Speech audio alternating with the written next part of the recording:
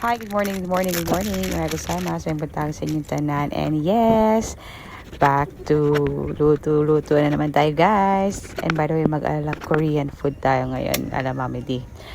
Actually guys, di ko lang kung tama itong ginawa ko. Parang gusto ko lang siya, tikman ba? Kasi medyo na-curious ako. Pero in fairness, masarap siya. Ginawa ko dyan guys, yung bacon na beef. Ang ginawa ko dyan, sinagyan ako ng kimchi.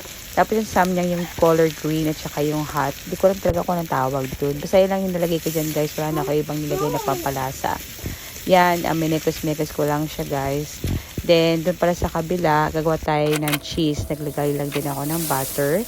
Tapos, niluto ko yung all-purpose flour.